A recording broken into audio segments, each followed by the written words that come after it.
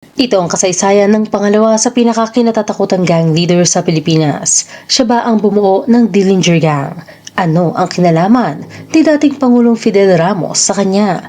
Kilalanin natin si Pacifico Guevara o mas kilala sa alias na Dillinger. Tara, alamin natin sa history. Panimula, makinang ang hinaharap ni Pacifico Guevara. Tubong Tarlac, ipinanganak siya sa isang mahirap na pamilya bandang 1944. Bata pa lamang ay alam na niyang magiging susi ang edukasyon kung nais niyang maiahon ang kanyang pamilya sa kahirapan. Kaya naman ay nagsipag sa pag-aaral si Pacifico at naging top student mula grade 1 hanggang grade 6 at nakatakdang magtapos bilang class valedictorian. Kasama ng titulong ito ay isang scholarship upang makapag-aral ng high school na kailangan niya upang makapagpatuloy ng pag-aaral dahil walang kakayahan ang kanyang pamilya na siya ay paaralin pa. Taong 1958, 14 lamang si Pacifico at ilang araw na lamang ay graduation na.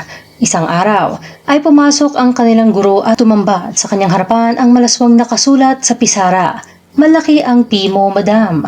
Matakaw ng saluyo. Galit na galit ang kanyang guro. At dahil si Pacifico ang cleaner, noong nakaraang araw ay siya agad ang napagbintangan. Gamit ang stick ng kawayan ay pinagpapapalo siya ng kanyang guro. Nang hindi na niya makayanan ang pamamalo, ay bumunot ng nail cutter si Pacifico mula sa kanyang bulsa at ginamit ito upang pagbantaan ang kanyang guro. Nagsampa ng reklamo ang guro sa principal ng eskwelahan na nagresulta sa pagbaba ng kanyang ranggo mula valedictorian papuntang first honor o third place. Dito magsisimula ang pagkakasunod-sunod ng mga kamalasang darating sa kanyang buhay. Sa pagbaba na nakuhang parangal sa eskwelahan ay nawala na din ang inaasahan niyang scholarship upang makapag-aral ng high school. Dahil dito ay nagpasya si Pacifico na tumigil na lamang sa pag-aaral, lalo na at hindi naman din makakayanan ng kanyang mga magulang na tustusan ang kanyang edukasyon. Nagbalot ng kanyang mga gamit si Pacifico at naglakad mula Tarlac papuntang Angeles City, Pampanga, kung saan nagdesisyon siyang magtrabaho na lamang. Pero hindi naging madali ang kanyang buhay doon. Sa gabi ay natutulog siya sa mga bangketa. Mula umaga naman hanggang hapon ay nagtatrabaho siya bilang shoeshine boy. Sapat lamang upang makabili siya ng pagkain, pero hindi upang makaupa man lang na matitirahan. Isang araw ay may nakakita sa kanyang isang Air Force captain mula sa US na nakabase sa Clark Air Base sa Pampanga at inalok siya nito ng trabaho bilang isang yard boy sa loob ng base na agad naman niyang tinanggap. Ang yard boy ay kilala din sa tawag na barracks boys o house boys. Sila ay mga Filipino staff na nagtatrabaho sa loob ng base. Sila ang nangangalaga ng mga garden at nagpapanatili ng damo. Inuutusan, naglilinis, naglalaba, nagluluto at ipapanggawaing bahay. Paminsan-minsan ay nagsisilbi din sila bilang security sa mga nakatira sa base. Mayroong ding mga babae na nagtatrabaho ng ganito. Walang formal na pabahay sa kanila pero paminsan-minsan ay mayroong naninirahan sa loob ng base sa mga itinayong tagpi-tagping bahay. Pero karamihan ay sa labas ng base gumagawa ng bahay tulad ng mga informal settlers. Hindi magtatagal ay nanakawin ng dalawang yard boy ang isang typewriter sa loob mismo ng isang opisina sa base. At tila sinusundan ng kamalasan si Pacifico. Siya ang napagbintangan at sinibak sa trabaho. Dinala siya sa Philippine Constabulary Detachment at di umano ay pinahirapan hanggang sa pumirma siya ng confession sa krimeng hindi niya ginawa. Ikinulong siya sa Angeles City kung saan sinubukan niyang tumakas, ngunit siya ay nabigo. Dahil dito ay inilipat siya sa Pampanga Provincial Jail kung saan muli niyang sinubukang tumakas at muli siyang nabigo. Upang pigilan ang susunod pa niyang pagtatangka ay ikinadena na ang kanyang mga paa at inilagay siya sa solitary confinement. Pagdipas ng ilang taon ay inilipat siya sa New Bilibid Prison sa Muntinlupa. Pero makalipas lamang ang isang buwan ay inilipat siyang muli sa kinatatakutang Sablayan Prison and Penal Farm sa Occidental Mindoro. Ang Sablayan Prison and Penal Farm ay may land area na 16,190 hectares. Formal itong itinatag noong January 15, 1955. Mayroon itong tatlong sub-prisons, ang Pasugi, San Isidro at Siburan. Gamit ang moderno nitong pasilidad ay layunin nitong i-rehabilitate ang mga bilanggo at para na din mabawasan ang pagsikip ng iba pang mga pambansang bilangguan. Dito Dito ay tinuturuan ang mga bilanggo ng mga skills sa agrikultura at handicrafts. Isa din itong tourist destination dahil sa natural nitong kagandahan, kung saan makikita ang Camarasan Falls, Siburan Mountain, Libao Lake at maaari kang mag-bird watching upang makita mo ang iba't ibang uri ng mga ibon sa kagubatan. Lahat ng ito ay upang turuan ng mga bilanggo ng mga skills at magkaroon sila ng positibong pananaw sa buhay para sa pagbalik nila sa lipunan. Pero bakit ito kinatatakutan? Sa pagpasok ni Pacifico sa sablayan ay nakita niya ang kapangahasan ng mga trusty policeman.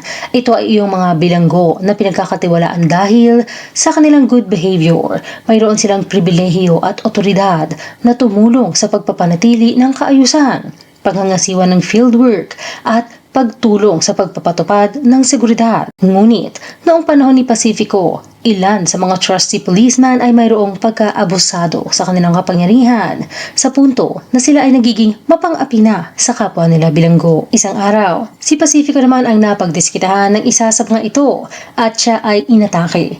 Naisip niyang itutuluyan siya nito kaya naman ay mas pinili niyang lumaban hanggang kung siya ay matutuluyan. Bumunot siya ng bolo na nakasukbit sa kanyang baywang at itinusok ito sa katawan ng abusadong trusty policeman hanggang malagutan ito ng hininga. Dahil sa kanyang nagawa ay inilagay siya sa solitary confinement sa loob ng 7 buwan bago ibinalik sa bilibid. Sa kanyang pagbabalik ay nalaman na pala ng mga kakosa niya ang kanyang nagawa at nakatanggap siya ng hero's welcome. Ayon sa isang interview ng Tatong Kalye sa isang dating bilanggo sa bilibid na nakasabayan ni Dillinger, matikas daw ito bago pa ilipat sa sablayan. Pero pagbalik daw nito sa maximum ay mas lalo pang tumikas. Alam naman natin na ang kanyang alias ay Dillinger, pero paano niya ito nakuha? Dalawa ang kwento nito. Una, ayon sa isang article mula sa Tarlakenyo na pinamagatang Dillinger Writes 30, nakuha ni Pacifico ang bansag na Dillinger noong kanyang kabataan. Sumali siya sa isang gang at naging naman sila ng gulo. Tinawag siyang Dillinger dahil sa sombrero na kanyang palaging sinusuot, isang fedora hat, na katulad ng kay John Dillinger, isang Amerikanong gangster noong 1930s na siyang leader ng Dillinger Gang. Inakusahan sila ng pagnanakaw sa 24 na bangko at 4 na istasyon ng pulis. Siya at ang kanyang mga miyembro ay kilala na nagsusuot ng fedora hat. Ikalawa, ayon sa article mula sa punto.com, na pinamagatang Dillinger, nang bumalik siya sa Muntinlupa ay naging laman siya ng napakaraming riot sa loob. Dahil dito ay nakuha niya ang alias na Dillinger at karagdagang 3 pang sintensya ng habang buhay na pagkakakulong. Pagbabagong buhay at edukasyon. Magsisimula naman ang swerte niya ng taong 1971 kung saan tila nagsawa na si Pacifico sa buhay na puno ng gulo. Nagsimula siyang sumali sa iba't ibang religious activities sa loob ng bilangguan, kasama na dito ang kursilyo, the Charismatic Movement at the Life in the Spirit Seminar. Bukod sa kanyang bagong natagpo ang pananampalataya, ay pinayagan din siya ng Department of Education, Culture and Sports program na makakuha ng entrance exam para sa kolehiyo sa kabila ng kakulangan ng high school diploma. Nakapasa siya sa exam at kumuha ng entrepreneurship. Taong 1990, pagkatapos ng 26 years na pagkakakulong, ay pinalaya siya ng Board of Pardons and Parole. Sa sumunod na taon, ay nakuha niya ang kanyang diploma mula sa Polytechnic University of the Philippines at pagkatapos ay ipinagpatuloy niya ang kanyang pag-aaral at kumuha ng Bachelor of Law sa Manila Law College. Taong 1995 ay pinagkaloob naman sa kanya ng dating Pangulong Fidel V. Ramos ang absolute pardon. Sa taong ito din nakuha ni Pacifico ang kanyang degree sa Bachelor of Law pero hindi siya pinahihintulutang makakuha ng bar exam. Taong 1996 ay magpepetisyon siya sa Supreme Court upang payagan siyang kumuha ng bar exam pero ito ay tatanggihan. Sa loob ng 10 taon hanggang 2006 ay maraming beses pa niyang susubukan na magpetisyon sa Supreme Court upang payagan siyang makakuha ng bar exam pero siya ay mabibigo. Isang tanong naman ang nasa isip ng marami. Bakit si Pacifico Guevara na pinalaya at binigyan ng absolute pardon ay hindi pinayagan na kumuha ng bar exam habang si Ferdinand Marcos Sr. na nakulong ay pinayagan? Ang pinakamainam na sagot sa pagkakaiba ng pagtrato sa kanila ay ang pagkakaiba ng kanilang legal status, panahon kung saan sila nakulong at ang kanilang personal, political at social standing. Si Ferdinand Marcos ay nakulong noong 1939 sa sala ng kay Julio Nalundasan, habang ang status ng kaso niya ay nasa apela, ay pinayagan siyang makapag-bail ng Supreme Court. Habang nakabail ay kumuha siya ng bar exam, nakapasa at ang hatol sa kanya ay kalaunang napawalang bisa. Nakikita siya bilang isang matalinong estudyante na ang pagkakakulong ay isang pagkakamali. Mayroon siyang abilidad, isang photographic memory na siyang nakatulong sa kanya upang makapag-review habang nasa bilangguan.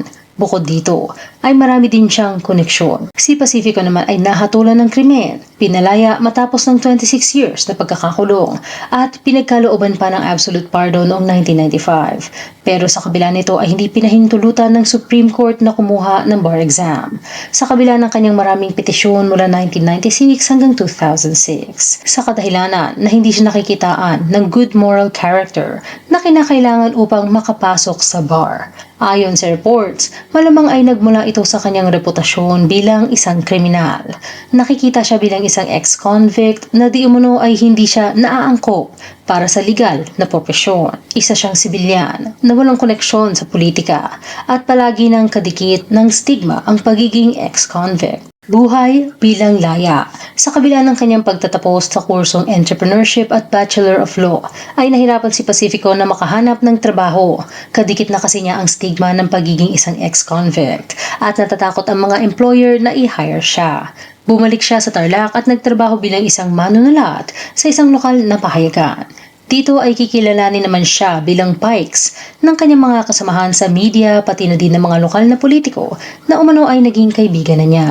Karamihan umano ng mga ito ay nakakasundo niya at inaaliw niya ang mga ito sa kanyang makulay na kwento bilang alias Dillinger. Bukod sa kanyang patuloy na pakikibaka para sa karapatan na makakuha ng bar exam, ay nagpatuloy din siya sa buhay.